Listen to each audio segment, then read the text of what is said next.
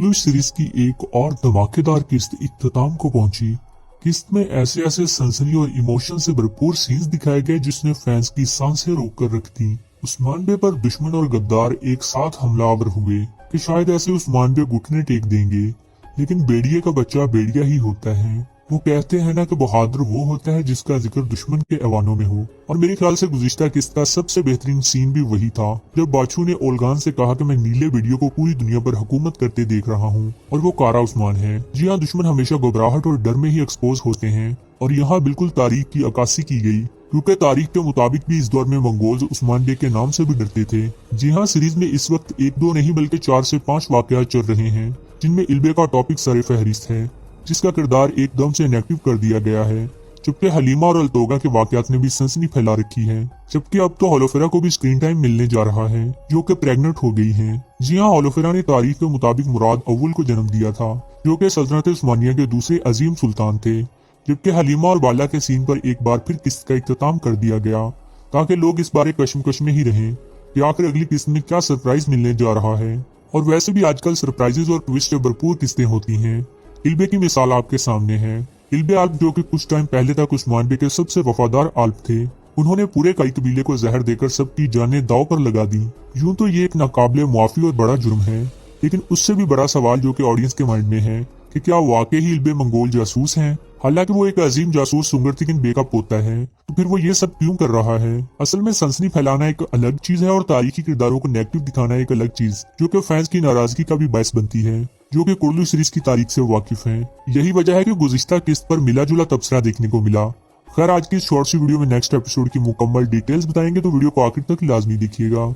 बात होगी कि क्या इल्बे आल्प वाकई ही मंगोलों के वफादार हैं। इल्बे आल्प कब और कैसे एक्सपोज होंगे। क्या इल्बे आल्प की कोई बड़ी कमजोरी ओलगान के पास है, जो वो इल्बे से ये सब करवा रहा है। आपको बताएंगे कि रुहान बे इस वक्त कहाँ है, और रुहान बे और उस्मान बे को मंगोलों के हाथों से कौन बचाएगा।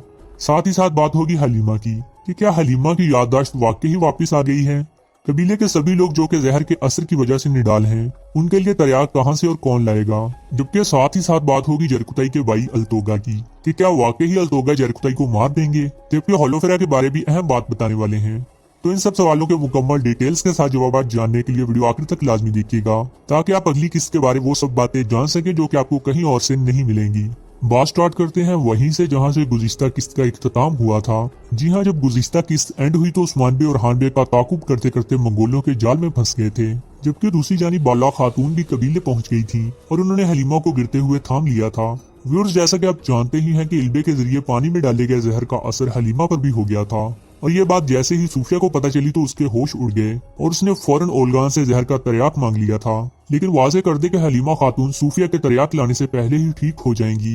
कबीले में मौजूद लोग किस तरियाक से सही होंगे इस बारे भी बताएंगे, लेकिन उससे पहले बात करते हैं उस शख्स के बारे जिसकी वजह से काई इतनी मुश्किल में फंसे। जी हाँ, हम बात कर रहे हैं इल्बे के बारे, जिनका किरदार मंगोलों के आते ही मुकम्मल तौर पर चेंज कर दिया गया है।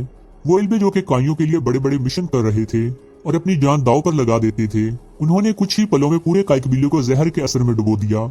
लेकिन वो कहते हैं ना कि गद्दार अपने निशान छोड़ जाता है और जरूर कोई ना कोई गलती कर जाता है।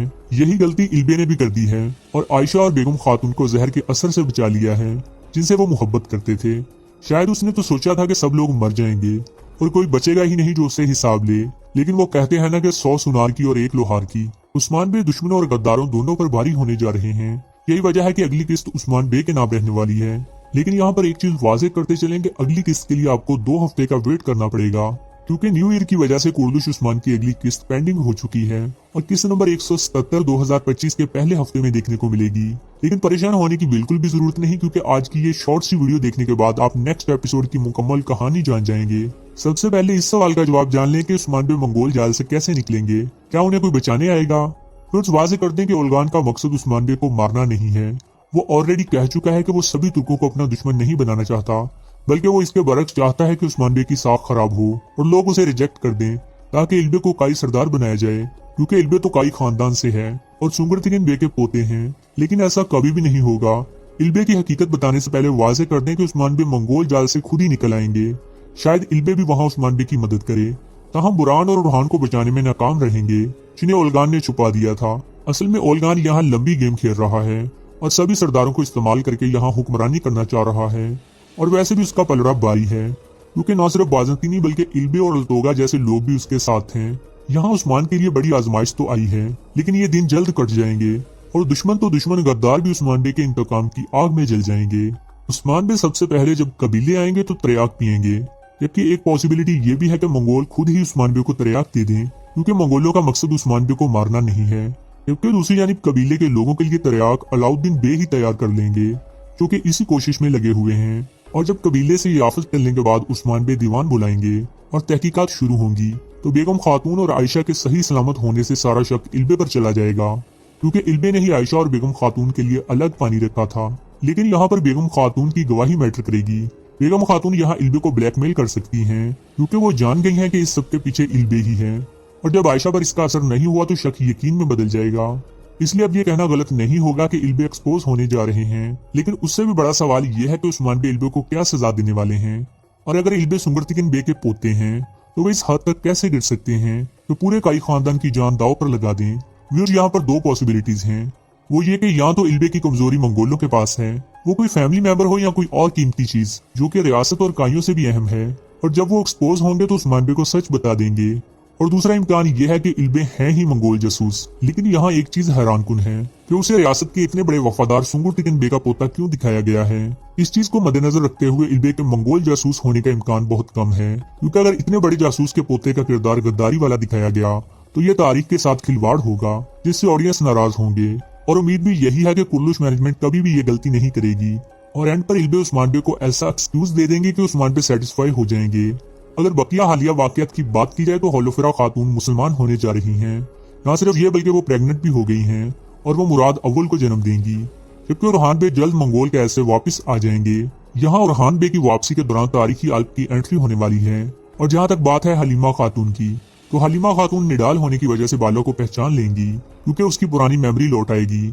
और अगर हलीमा के किरदार को थोड़ा मजीद खींचना हुआ तो हलीमा जहर का असर खत्म होते ही दोबारा पुआना वाले काम ही करेंगी और बाला की जान की दुश्मन बन जाएंगी।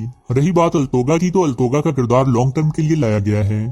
चूंकि वो जरकुताई बे का सख्त मुखालिफ है, तो वो जरकुताई बे पर जरा सा भी रहम नहीं खाएगा। इसके बरक्स जरकुताई बे अल्तोगा से शदीद मोहब्बत करते हैं। अगर तो कहानी को इमोशनल टच देना हुआ तो जरकुताई को अल्तोगा के हाथों शहीद करवा दिया जाएगा। व्यूअर्स, आपके ख्याल से इल्बे की